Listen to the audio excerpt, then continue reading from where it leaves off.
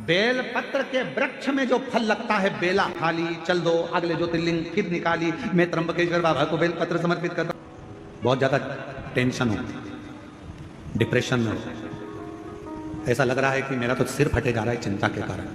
शिव मंदिर में जाना कि जिसके आंगन में बेलपत्र का वृक्ष होता है, जो साल में एक बार भी बेलपत्र को मुख के अंदर रखकर निगल जाता है या उसको खा लेता है, सुन पार्वती, जो शिवलिंग पर चढ़े हुए जल का 3 बार आचमन कर लेता है, उसको जिंदगी में ना तो कोई भूत लग पाता है ना कोई प्रेत लग पाता है। क्यों? तो कहा सारे भूत प्रेत भूतनाथ के अधीन है, और वो भूतनाथ कोई दूसरा नहीं, तेरा पति देवादित्य महादेव है। जब भूतनाथ अंदर बैठा है, बेलपत्र का अंश कई साल तक दुनिया के लोग कहते हैं भोजन पचा, निकल गया, भोजन पचा, ब्लड बन गया। शिव महापुराण की कथा कहती है बेलपत्र में, बेल के फल में वो अंश होता है। दुनिया में केवल एक ही फल ऐसा होता है जो पेड़ में लगा लगा पक भी जाता है, और अगर कोई नहीं तोड़ता तो वापस कच्चा भी हो जाता है। वो दुनिया में एक ही फल है और वो बेल का फल। बेल पत्र के वृक्ष में जो फल लगता है बेला, क्या बोलते हैं उधर पे, बेली बोलते हैं ना, बेला का जो फल होता है उसको पेड़ में से मत तोड़ो, धीरे धीरे धीरे पका हुआ वापस कच्चा हो जाएगा, फिर अगले साल पक्का हो जाएगा, फिर कच्चा हो जाएगा। केवल दुनिया में एक ही वृक्ष है जिसका फल पकने के बाद वापस कच्चा हो जाता है। केवल एक बेलपत्र का पत्ता ऐसा होता है जो शरीर में सालों साल तक अगर जो खा लेता है, शरीर में वो शिव के रूप में विराजमान हो जाता है, अटल अजर और अमर रह जाता है, तो समाप्त नहीं होता, समाप्त नहीं होता।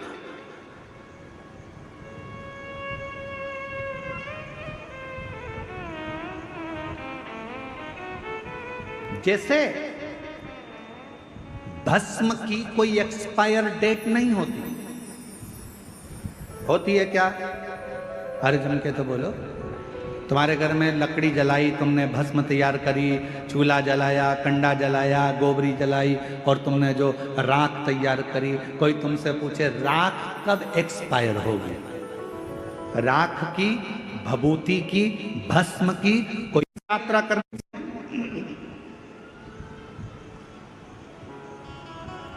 जैसे भस्म की कोई एक्सपायर डेट नहीं है, उसी तरह बेलपत्र की कभी एक्सपायर डेट नहीं है। बेलपत्र का कोई एक्सपायर डेट नहीं है। एक बेलपत्र को यदि आप 12 ज्योतिर्लिंग की यात्रा करने जा रहे हो, बेलपत्र को आप अपनी कॉपी में रखकर ले जा रहे हो, और बेलपत्र को तुमने खोला, अब भगवान महाकाल बाबा क्या पहुंच गए, काल अधिपति महाकालेश्वर बाबा को मेरी बेलपत्र समर्पित हो, चढ़ाई, वापिस उठा ली, चल दो अगले ज्योतिर्लिंग फिर निकाली, मैं त्र्यंबकेश्वर बाबा को बेलपत्र समर्पित करता हूँ, वापिस रख ली, निकाली, मैं त्र्यंबकेश्वर बाबा को बेलपत्र समर्पित करता हूँ, वापिस रख ली, फिर चल दिए। 12 ज्योतिर्लिंग में एक बेलपत्र भी घर से लेकर गए हो, और वो बेलपत्र अगर आपने 12 ज्योतिर्लिंग को भी समर्पित करी है, तो मेरे शंकर ने ये नहीं कहा कि ये पुरानी है, क्योंकि अखंड अजर और अमर है। ये मेरी की अखंडता है। वो बेलपत्र कोई साधारण नहीं। जैसे सिर पर लगा हुआ त्रिपुंड का भस्म कभी एक्सपायर नहीं होता, उसी तरह शिव की बेलपत्र कभी एक्सपायर नहीं होता, एक्सपायर।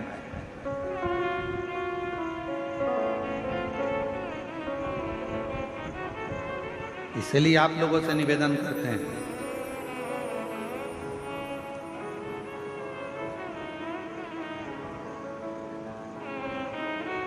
दवाई एक्सपायर हो उसके पहले उसको खा लेना चाहिए, और तुम एक्सपायर हो उससे पहले श्री शिवाय नमस्तुभ्यम गा लेना चाहिए।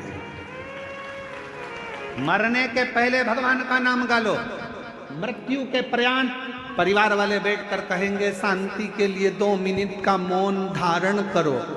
सारे ऑफिसर होन भी लाइन से खड़े होंगे, 2 मिनट का मौन धारण करो।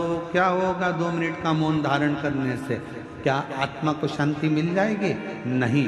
2 मिनट का मौन धारण करने से आपको शांति मिल रही है, आत्मा को नहीं। शांति कब मिलती है? जब जीते जी 2 मिनट का मौन रखकर श्री शिवाय नमस्तुभ्यम कह लेता, पंचाक्षर मंत्र जप लेता, षडाक्षर मंत्र जप लेता, तो शांति मिलती। उस समय पर वो शांति का अनुभव नहीं कर पाएगा।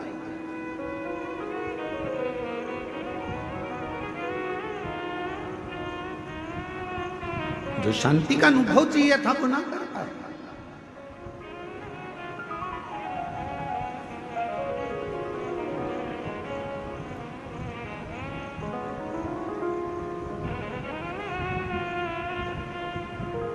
कभी प्रयास करना, बहुत ज्यादा टेंशन हो, डिप्रेशन में हो,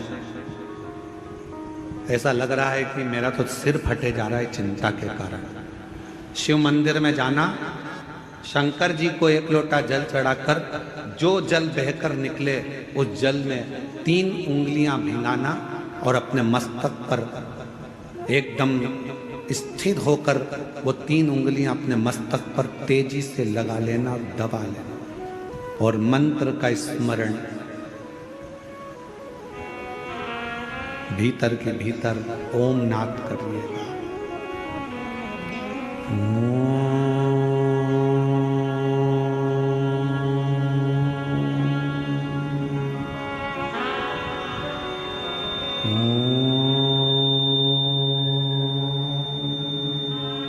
भीतर नाद। चलो एक प्रैक्टिकल करके देखते हैं। अपना सीधा हाथ लो, हृदय से विचार करो कि मैं शंकर भगवान को जल चढ़ा रही हूं 1 लोटा। जमीन पर उस हाथ का स्पर्श करो। अभी की अभी देखो, जितने बैठे हो सब, और बिल्कुल स्थिर रहकर जमीन का स्पर्श कर 3 उंगलियां लीजिए हाथ में और अपने मस्तक पर बिल्कुल दबाकर नेत्र बंद करिए, एकदम सटीक बैठिए स्तुप, और सबको बोलना है 3 बार ओम का नाद अच्छी तेजी में, अंदर से बोलना है, बाहर से नहीं, चिल्लाना नहीं है, नाद करिए। सिर में दबाओ 3 उंगली को और बोलना प्रारंभ करो।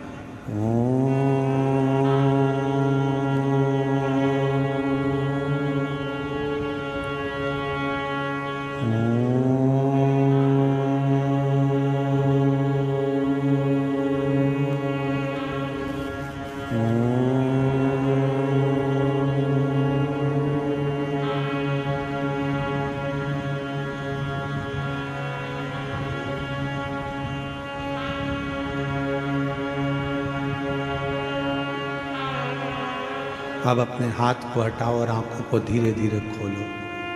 आपको ऐसा महसूस होगा कि ऐसा लग रहा है कि मैंने 12 ज्योतिर्लिंग यहीं दर्शन कर लिए। एक क्षण में शिव का सात्विकता, शिवोहम शिवोहम शिवोहम, शिव मेरे भीतर और मैं शिव के भीतर हूं, तो दर्शन।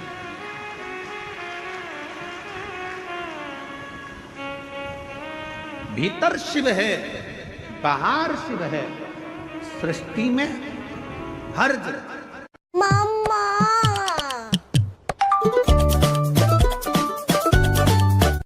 बाहर शिव है, सृष्टि में हर जगह। जहां डिप्रेशन आए, शिव को 1 लोटा जल चढ़ाया, जल लिया और लगा लिया अपने सिर पर, 3 उंगलियां लगाकर बैठ गए। 2 क्षण के लिए 3 बार ओम का नाद करा, लंबे स्वर में, आंख नहीं खोलना। धीरे से जब उंगलियां पूरी हट जाए तब धीरे धीरे आंखों को खोलो। आपको ऐसा महसूस होगा, शिवोहम शिवोहम शिवोहम शिवोहम, शंकर मेरे भीतर है, मैं शिव के भीतर हूँ। संसार में शिव, शिव में संसार है, और मेरे सारे तकलीफ, सारा दुख, सारा कष्ट मेरे शंकर का है। अब मैं जानती हूँ कि मेरा कष्ट शिव मिटा, शिव मिटाएगा।